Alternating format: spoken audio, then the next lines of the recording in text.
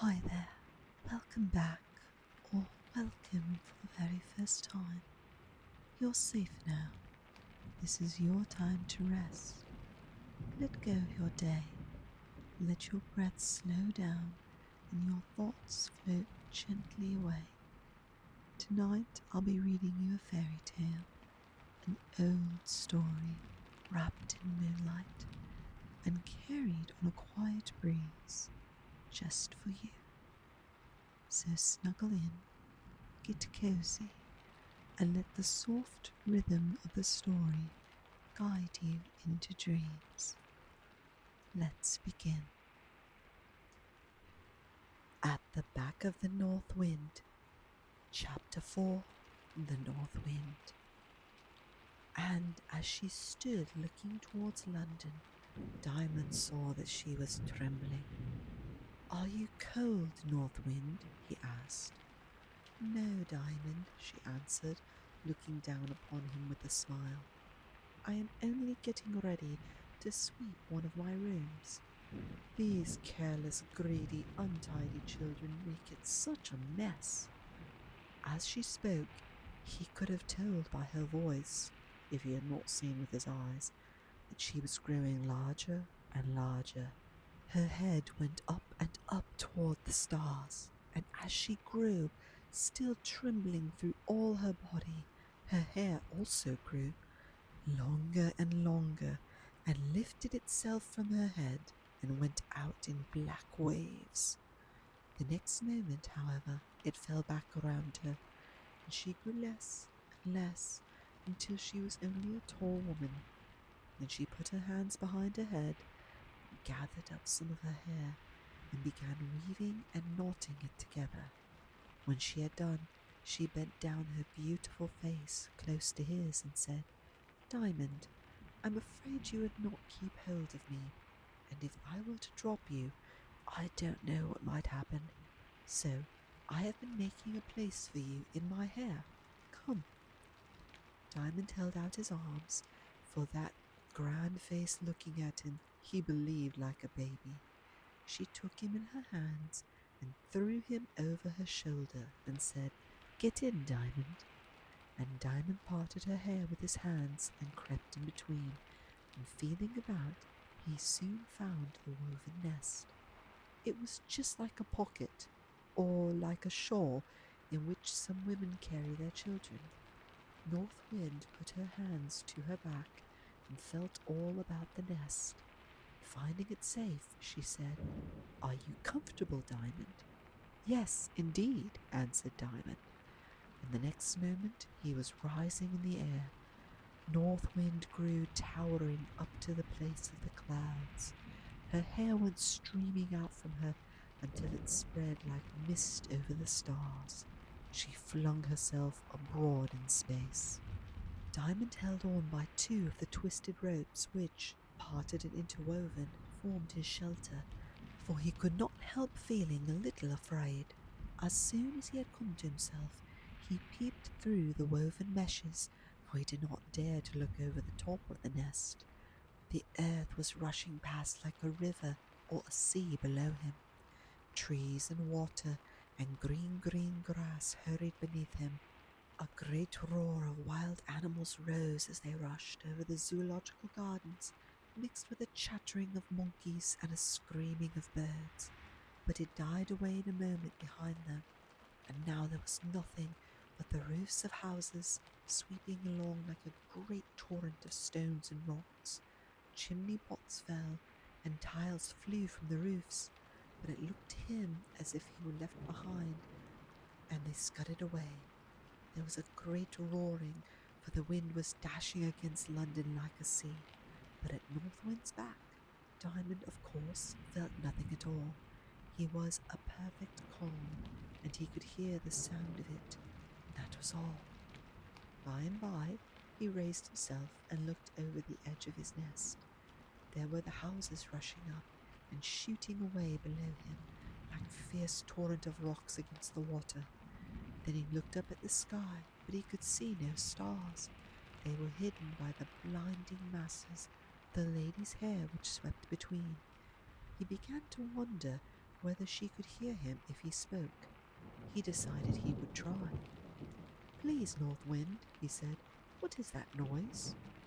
From high over his head came the voice of the North Wind, answering him gently. "That is the noise of my besom. I am the old woman that sweeps the cobwebs from the sky, only I'm busy with the floor now." "What makes the houses look as if they're running away?" "I am sweeping so fast over them." "But please, North Wind, I knew London was very big. I didn't know it was so big as all this. It seems as we should never get away from it." "Oh, we're going round and round, else we would have left it a long time ago." "Is this the way you sweep, North Wind?" "Yes, I go round and round my great besom." "Please, would you mind going a little slower, for I want to see the streets." "You won't see much now." "Why?" "Because I've nearly swept all the people home." "Oh, I forgot," said Diamond, and was quiet after that, for he did not want to be troublesome. But she dropped a little towards the roofs of the house, and Diamond could see down into the streets. There were very few people about, though. The lamps flickered and flared again, but nobody seemed to want them. Suddenly Diamond espied a little girl coming along the street. She was dreadfully blown by the wind, and the broom she was trailing behind her was very troublesome. It seemed as if the wind had a spite at her. It kept worrying her like a wild beast, tearing at her rags.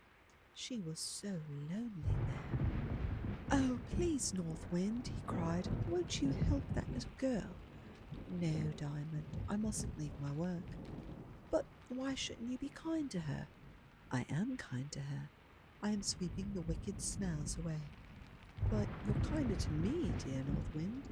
Why shouldn't you be as kind to her as you are to me?" "Well, there are reasons, Diamond.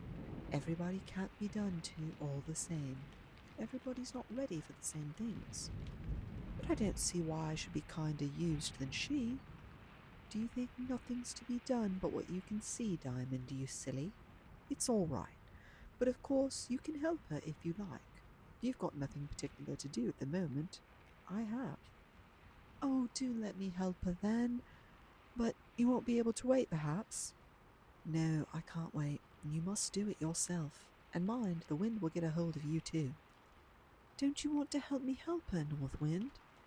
"Not without having some idea of what will happen. If you break down and cry, that won't be much a help to her, and it'll make a goose of little Diamond." "I want to go," said Diamond. "Only there's just one thing. How am I to get home?" "Oh, if you're anxious about that, perhaps you better go with me. I'm bound to take you home again if you do." "There!" cried Diamond, who was still looking after the little girl. "I'm sure the wind will blow her over. Perhaps it will end her life. Do let me go." They had been sweeping more slowly along the line of the street, and there was a lull in the roaring. "Well, though I cannot promise to take you home," said North Wind, as she sank nearer and nearer the tops of the houses, "I can promise you it will be all right in the end. You'll get home somehow. Have you made up your mind what to do?" "Yes, to help the little girl," said Diamond firmly. The same moment North Wind dropped into the street and stood only a tall lady, but with her hair flying up over the housetops.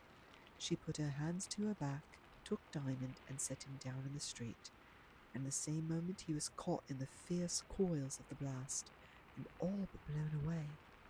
North Wind stepped back a step, and at once towered in stature to the height of the houses. The chimney pot clashed at Diamond's feet, and he turned in terror, but it was to look for the little girl. And when he turned again, the lady had vanished, and the wind was roaring along the streets as if it had been in bed of an invisible torrent. The little girl was scudding before the blast, her hair flying too, and behind her she dragged her broom. Her little legs were going as fast as ever they could to keep her from falling. Diamond crept into the shelter of a doorway, thinking to stop her, but she passed him like a bird, crying gently and pitifully. "Stop, stop, little girl!" shouted Diamond, starting in pursuit. "I can't," wailed the girl. "The wind won't leave go of me." Diamond could run faster than she, and he had no broom. In a few moments he had caught her by the frock, but it tore in his hand, and away went the little girl. So he had to run again, and this time he ran so fast that he got before her, and turning round, caught him in his arms. When they both went down together, it made the little girl laugh in the midst of her crying. "Where are you going?" asked Diamond, rubbing the elbow that had stuck farthest out. The arm it belonged to was twined round a lamp-post, as he stood between the little girl and the wind. "Home," she said, gasping for breath. "Then I will go with you," said Diamond. Then they were silent for a while, and the wind blew worse than ever, and they both had to hold on to the lamp-post. "Where is your crossing?" asked the girl at length. "I don't sweep," answered Diamond. "What do you do then?" asked she. "You ain't big enough for most things." "I don't know what I do," answered he, feeling rather ashamed. "Nothing, I suppose. My father's Mr. Coleman's coachman." "Have you a father?" she said, staring at him, as if a boy with a father was a natural curiosity. "Yes, haven't you?" returned Diamond. "No, nor mother neither. Old Sal's all I've got." She began to cry again. "I wouldn't go to her if she wasn't good to me," said Diamond. "But you must go somewheres." "Move on," said the voice of a policeman behind them. "Told you so," said the girl. "You must go somewheres. They're always at it." "But old Sal doesn't hurt you, does she?" "I wish she would." "What do you mean?" asked Diamond, quite bewildered. "She would if she were my mother. She wouldn't lie abed a-cuddling of her old ugly bones and laugh to hear me crying at the door." "You mean she won't let you in tonight?" "There'll be a good chance if she does." "Well, why so out late then?" asked Diamond. "My crossing's a long way off the West End, and I've been indulging in doorsteps and muses." "Well, we'd better have a try anyhow," said Diamond. "Come along." As he spoke, Diamond thought he caught a glimpse of North Wind turning the corner in front of them, and when they turned the corner too, they found it quiet there, but he saw nothing of the lady. "Now you lead me," he said, taking her hand, "and I'll take care of you." The girl withdrew her hand, but only to dry her eyes with her frock, for all the other hand she had to do with her broom. She put it in his again and led him, turning after turning, until they stopped at a cellar door in a very dirty lane. There she knocked. "Oh, I shouldn't like to live here," said Diamond. "Oh, yes, you would, if you had nowhere else to go," answered the girl. "I only wish we may get in." "I don't want to go in," said Diamond. "Where do you mean to go then?" "Home. To my home." "Where's that?" "Don't exactly know." "Oh, then you're worse off than I am." "Oh, no, for the North Wind," began Diamond and stopped. He hardly knew why. "What?" asked the girl, as she held her ear to the door listening. But Diamond did not reply. Neither did old Sal. "Told you so," said the girl. "She is wide awake hearkening, but we won't get in." "Well, what will you do then?" asked Diamond. "Move on," she answered. "Where?" "Oh, anywheres." "Bless you, I'm used to it." "Hadn't you better come home with me then?" "Well, that's a good joke when you don't know where it is." "Come on." "But where?" "Oh, nowheres in particular. Come on." Diamond obeyed. The wind had now fallen considerably, and they wandered on, turning in this direction and that, without any reason for one way more than another, until they had gotten out of the thick of the houses into a kind of waste of space. By this time they were both very tired. Diamond felt a good deal inclined to cry, although he had been very silly to get down from the back of the North Wind. Not that he would have minded if he had done the girl any good, but he thought he had been of no use to her. He was mistaken there, for she was far happier for having Diamond with her than if she had been wandering out alone. She did not seem so tired as he was. "Do let us rest a bit," said Diamond. "Let's see," she answered. "There's something like a railway there. Perhaps there's an open arch." They went towards it and found one, and better still, there was an empty barrel lying under the arch. "Hallo, here we are," said the girl. "A barrel's the jolliest bed going. On the tram, I mean. We'll have 40 winks, and then go on again." She crept in, and Diamond crept in beside her. They put their arms around each other, and when he began to grow warm, Diamond's courage began to come back. "This is jolly," he said. "I'm so glad." "I don't think so much of it," said the girl. "I'm used to it, I suppose, but I can't think how a kid like you comes to be out all alone this time of night." She had called him a kid, but he was not really a month older than he was, only that she had her work for her bread, and that so soon makes people older. "But I shouldn't have been out so late if I hadn't got down to help you," said Diamond. "North Wind's gone home long ago." "I think you must have got it out of one of the Hidget asylums," said the girl. "You said something about the North Wind before, and I couldn't get the rights of it." So now, for the sake of his character, Diamond had to tell her the whole story. She did not believe a word of it. She said he wasn't much as flat out to believe all that bosh.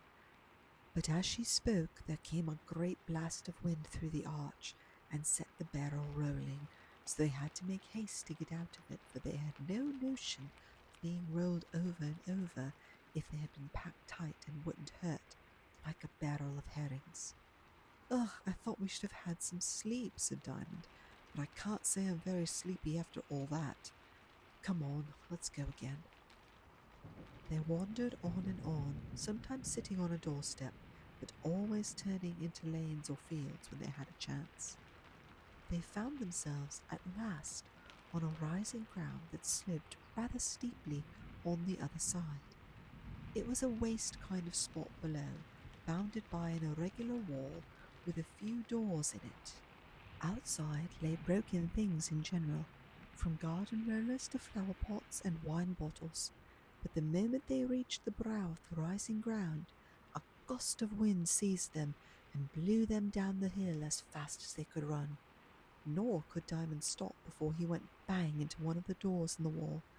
To his dismay, it burst open, and when they came to themselves, they peeped in. It was the back door of a garden. "Aha!" cried Diamond, after staring a few moments.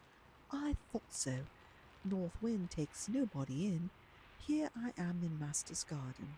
I'll tell you what, little girl, you just bore a hole in the old sow's wall and put your mouth to it and say, 'Please, North Wind, mayn't I go out with you?' and you'll see what'll come." "I dare say I shall, but I'm out in the wind too often already to want more of it." "I said with the North Wind, not in it." "It's all one to me. But I know best, and I know better. I'll box your ears," said the girl. Diamond got very angry, but he remembered that even if she did box his ears, he mustn't box hers again, for she was a girl, and all that boys must do, if girls are rude, is to go away and leave them. So he went in at the door. "Goodbye, mister," said the girl. This brought Diamond to his senses. "I'm sorry I was cross," he said. "Come in and my mother will give you some breakfast." "No, thank you. I must be off to my crossing. It's morning now." "I'm very sorry for you," said Diamond. "Well, it's a life to be tired of. What with old Sal and so many holes in my shoes." "I wonder you're so good." "Oh, no, you wouldn't. The way I think of it, I always want to see what's coming next, and so I'll always wait until next week is over. Well, I suppose there's somebody happy somewheres, but it ain't in them carriages. Oh my, how they look sometimes, fit to bite your head off. Goodbye." She ran up the hill and disappeared behind it. Then Diamond shut the door as best he could and ran through the kitchen garden to the stable, and wasn't he glad to get in his own blessed bed again. The story has ended, but your dreams are just beginning. Let them carry you gently through stars and silence and soft wonder. Thank you for letting me read to you. I'll be here again whenever you need a quiet voice and a gentle tale. Sleep well, sleep deep, and good night, dear dreamer. Breuddwydion melys, dear dreamer, sweet